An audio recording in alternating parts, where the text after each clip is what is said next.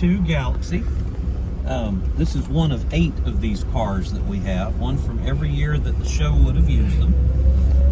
We don't think they are the cars from the show, but they're from the same time period. And Andy Griffith's show used a different car every year because the TV show was sponsored by Ford Motor Company, and they used a new car because they want you to see the newest Galaxy. So if people ever ask you what year the Mayberry squad car was, that's a trick question. It was a new car every year from 60 through 67. The show was on the air till 68, but they were filming a half year or so ahead of time. So we don't think these are the cars from the show. We don't know where those are. Uh-oh, something big got broken there. What was that? Sure did.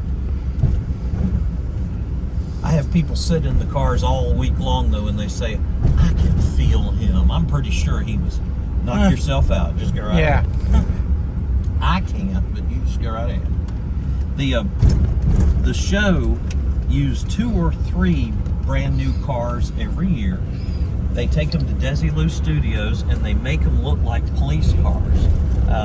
It's not too hard to do. Just get a new 4-door Galaxy and paint it black and white. But as soon as they are finished with them, they send them back to the dealer, and the dealer sands them down and repaints them and sells them off as used cars, and he never tells anybody where they're coming from. And today when we look for them, we can't find them because we don't know where the serial numbers for the cars would be. They have never put out a list of cars that appeared on the show, so your guess is just as good as ours. I tell people, make up whatever story you feel like. Just go right ahead. We're going to run you out here to our quarry. Mount Airy is home to the world's largest open-face granite quarry. We have a giant quarry, 90 acres or so worth of granite spread out on the surface, more than anybody else has. They're not digging pits to get it, so we are the world's largest of our type. It doesn't have much to do with Mayberry, but it's the other half of Mount Airy's history. So we take everybody out there to show them. Andy Griffith grew up in Mount Airy, and he did not write the TV show about the town, at least not at first. As a matter of fact, he was nowhere around when they created the TV show. It wasn't his idea to do it. Danny Thomas and his producers created this idea. The great TV producer Sheldon Leonard and Aaron Rubin, the other producer, basically created the show. And then they approached Andy about being the sheriff. He didn't want to do it. He was busy working on Broadway. He was making decent money, more money than you could make on TV at the time. And he didn't want to be on television again. He'd already done bits of it. He was a guest comedian on the Steve Allen Show and stuff like that. Well, as it turned out, there was an actor's strike on Broadway, and Andy suddenly needed a new job, and this was one sitting there waiting for him to take it, so that's what he did. Uh-oh, there's the real cops. Watch out.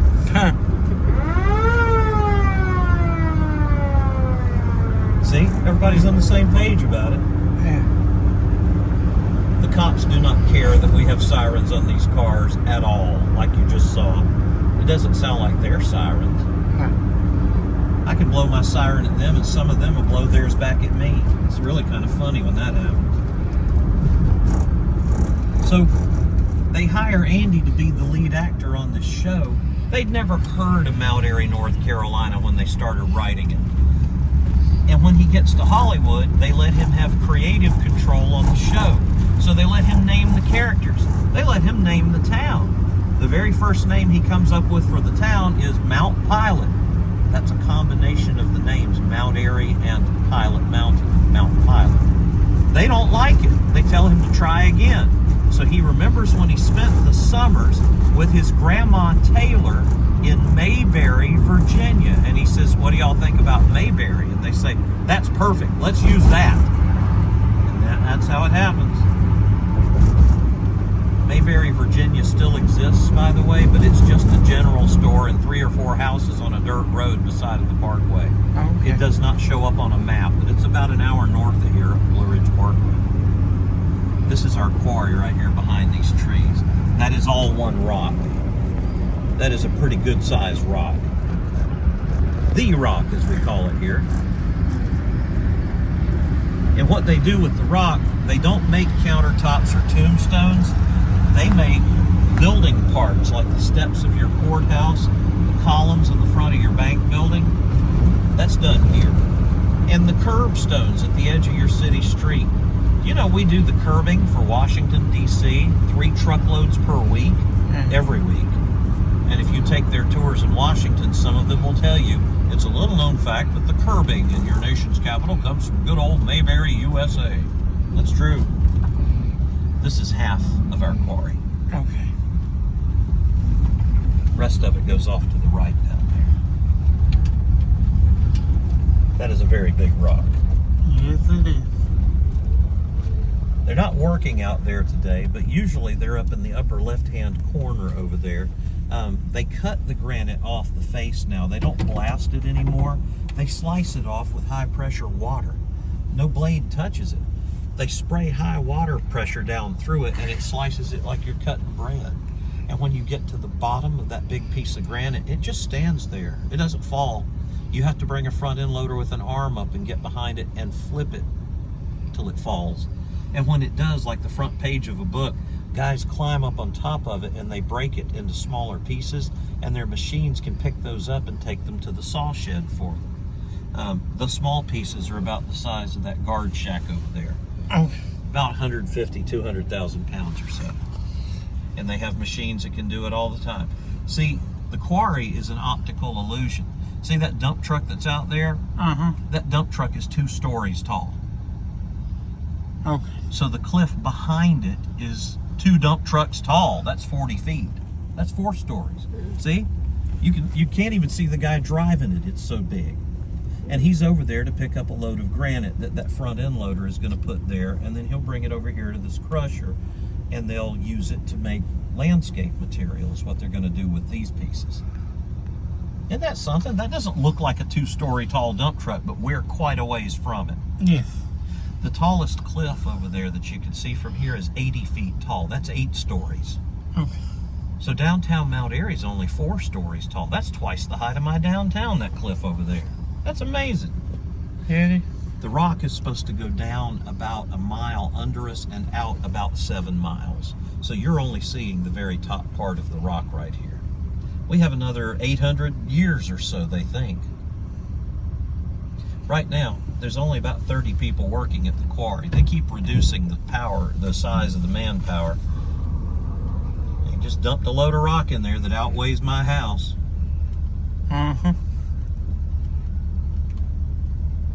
So not an awful lot to see out there this morning.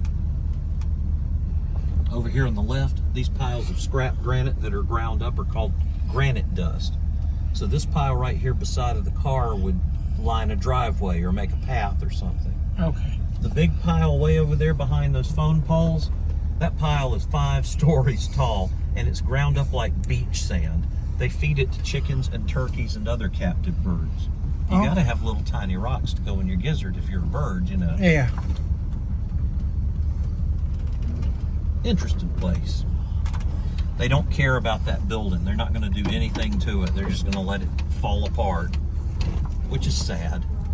Yeah, it is. Those granite rocks will be there in that wall for the next 10 million years, but the roof is already gone.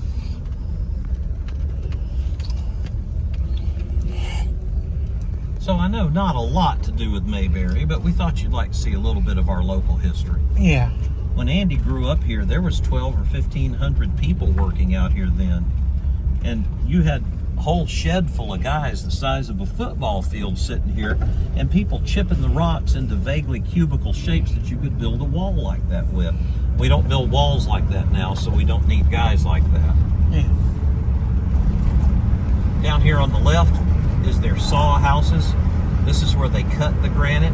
They have steel cables the size of my finger that have man-made diamonds wrapped around them, and it just cuts through it all day like a chainsaw or a bandsaw.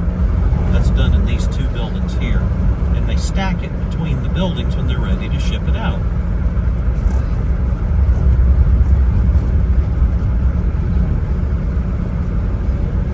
And you can see the really big rocks over here getting ready to go into the saws. Yeah, I see. size of a FedEx delivery truck. They're huge. Well, hang on. We'll get back to Main Street right quick. Somebody stole a chicken. We got to go check on it.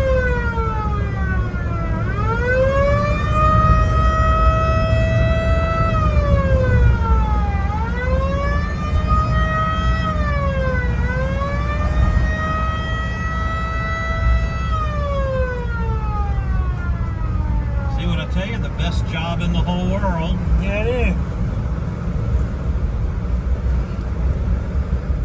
So Andy starts putting stuff from Mount Airy right into the TV show. Gomer is very proud on one episode that he knows all the words to the Marine Corps hymn. And Andy says, "Where'd you learn all that?" Gomer says, "It's on the back of them fans they hand out down Nelson's funeral parlor." That was the name of Mount Airy's funeral home in the 30s. Nelson's. I saw it. I saw that. That was the name of Mount Airy's funeral parlor in the 30s, was Nelson's. And you'd never know that unless you're from Mount Airy. So that's him waving to me because we live in the same hometown. But if you don't know about that, you've just learned the name of Mayberry's funeral home. They've told you the name of it. It must be real because they gave it a real name. Why else would they do that? It's not real. He's just using Mount Airy to make you think it's real. He does that on every episode of the show. I think that's really kind of cool. It is. So we're going to go down here and turn and go up this granite ridge into Main Street. Mount Airy is built at the top of this ridge of granite. You can actually see it pretty well from right here. It runs up from the river and goes up that way. And so the buildings have about 10 stories worth of granite underneath them.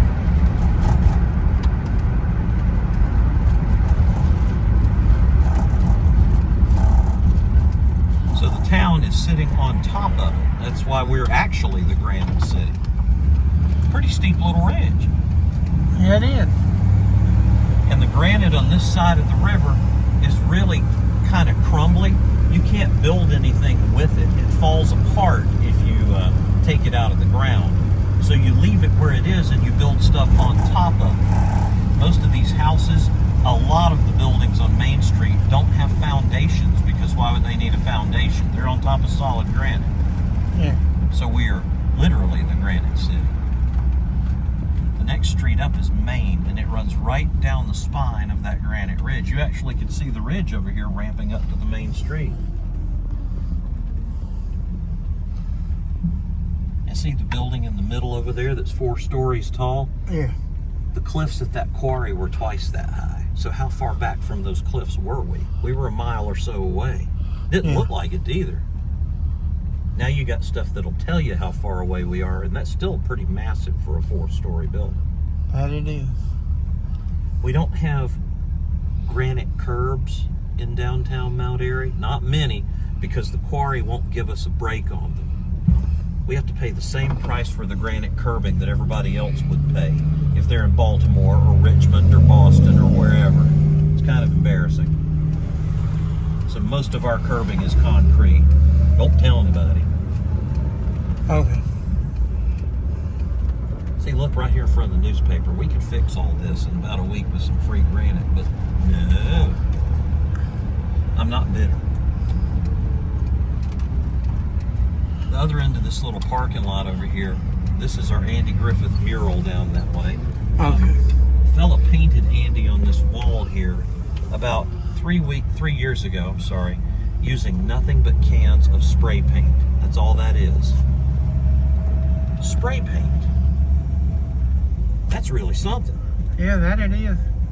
He didn't want to do it in color either. He wanted to do it all in black and white because he said that's how most people would remember Andy. He was right. And see, he put Pilot Mountain's outline back there behind all of it. Okay, I see that. I mean, his eyes will follow you down the street. They're so real. And I hope you like the granite curbing over here in front of it because we had to pay for every piece of that. They wouldn't even give us that much for free. All right, come on, Slick. Right up here is the peak of that granite granite bridge. Okay. And the buildings don't have settling cracks because how are they going to settle? They're on solid granite. We also don't have storm drains in our ugly concrete curbs because you can't do that. See, everybody's always happy to see you. I love this job. Yeah, it must be nice. The main street here doesn't look like Mayberry. We haven't tried to do that. We don't think it would be right to take an 1892 storefront building like that one there and make it look like Floyd's Barber Shop. So Yeah. we don't try to do that. Besides, we're a bigger city than Mayberry ever was anyway. Mount Airy's a small city of about 11,000 people. So we're about 5 times the size of Mayberry, maybe more. They tell you on the show they have about 2,100 people. But see, they don't have granite like we do. See the Bank of Mount Airy over there? That's solid granite columns on the front of that building. That's one piece of that rock, 2 stories tall and 24 inches across. So if your head weighs 200 pounds, how much does that thing weigh? One of those. Quite a bit. And they don't sink because they can't. Solid granite. So it looks pretty much the way it did when he grew up here in the 20s and 30s. Hasn't changed much. We don't want it to.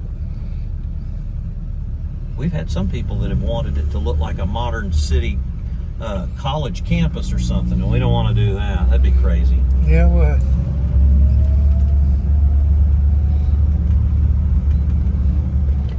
Over here, this is Donna Fargo, the country music singer from the 60s and 70s. The happiest girl in the whole USA. That same artist painted that on that wall in 5 days. 5 days. Walker's Soda Fountain, that's milkshakes on Main Street. Bear Creek Gifts, this is not one of our police cars. Miss Angel's Hillbilly Ice Cream and Moonshine Pies. Over here on the left, the Earl Theater, where Andy had one of the premieres in No Time for Sergeants.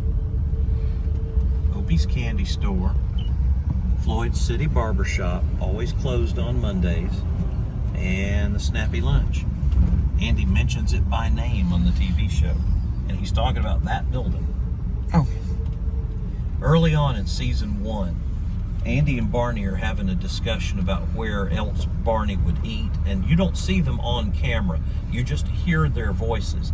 And Barney says, "Where's some other places around here you like to eat?" And Andy says, "Oh, I love to eat Snappy Lunch." And that's what he's talking about. On the left, this is our giant Mount Airy post office. It is not a courthouse. Most people think it's some kind of federal courthouse or something. Yeah, that's what it looks like. Yeah, no, that is just a post office for a small city of our size. It's ridiculously large. I don't know why it is so big. Looks good, but it's never been anything but a post office. And the work that was done on it, see the sills and the banding and the frieze over the front doors, that was all done by hand. Guys with chisels did that. Chisels. 100 years ago. That's some kind of building. Yeah, it is. It cost you $100 million to build that today. Now, we're getting ready for the town Christmas tree lighting in a day or two. And over here, this is where not only the Christmas tree, but this is where Andy's high school was, this little field. They tore it down in the 50s, and now it's our municipal building and our public library and our real Mount Airy Police Department. And everything is made out of, you know what? Granite. Except for the Andy Griffith Museum, which is made out of brick. Yeah. Don't tell anybody. It's embarrassing. There's the statue. Yeah, it's where we was earlier. And the playhouse here, this is what's left of Andy's elementary school. This was the old Rockford Street School. He mentions that on the TV show. Just a mention. Stood on that stage in there when he was 8 years old one day, and he sang, "Put on your old gray bonnet." And they gave him a standing ovation. And he went running down the street right here and told his mama that he did not want to be a preacher anymore. He wanted to be an entertainer because ain't nobody ever claps for preachers. I love that story too. Now, Andy's daddy worked about 4 blocks to the right at the Mount Airy furniture plant where he made cheers all day.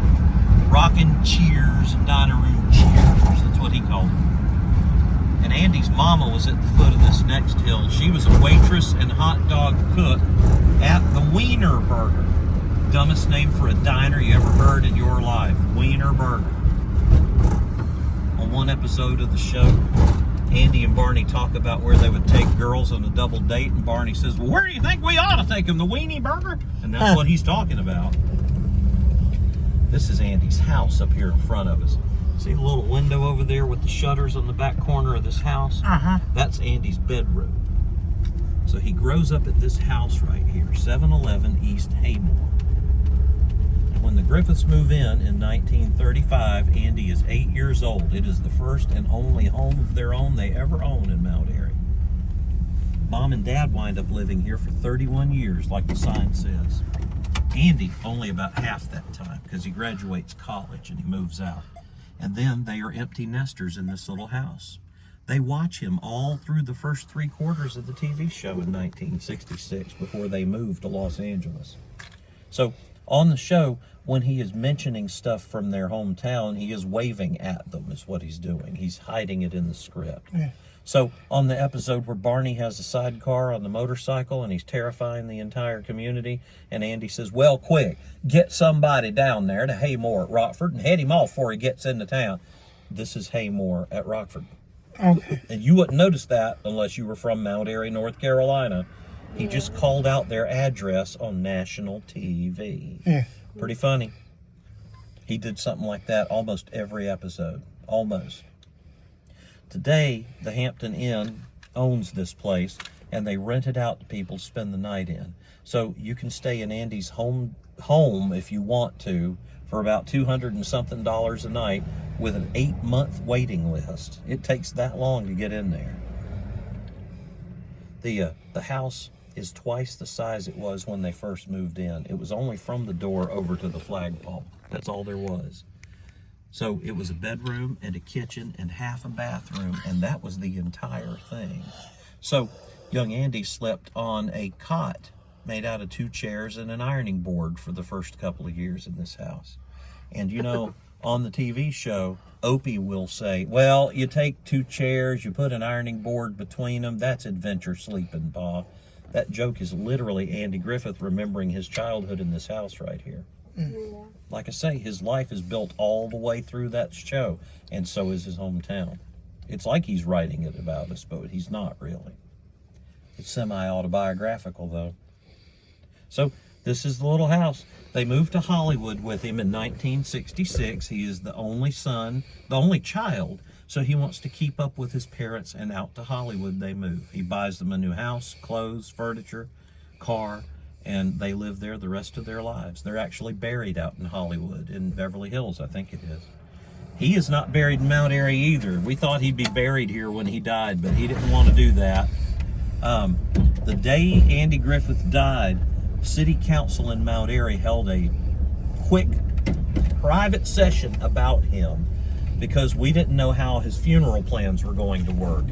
Was he going to be buried here? Is the governor coming? Where do you land helicopters? We need to know all this. And so nobody could tell, but they got started working on it, and 3 hours into that meeting, his widow called him and said, just don't worry about it. He's going to be buried here. We actually just got finished burying him in Manteo. 3 hours after he was dead, he'd been buried and he was out of there. That's something to think about. Yeah, it is. So this is the street he grows up on. He rides his bike up and down this hill. He delivers newspapers. At one point, he delivers drugs for the drugstore. I'm telling you, it was a long, long time ago. And the houses are all from the same time. Most of them are sitting on top of granite, so they don't really disappear quite all that often. And I'm glad Brent's finally getting the front porch worked on. Let me see your permit, buddy. His wife's been after him for 3 years to work on that porch. I hope he at least starts to finish it rather than just leave it hanging there, like I would do. This is the bottom of the neighborhood. They are slowly turning these houses into Airbnb houses down here, which is a good thing.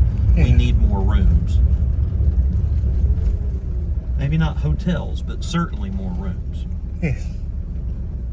So Andy's putting people from here on the show as well as places.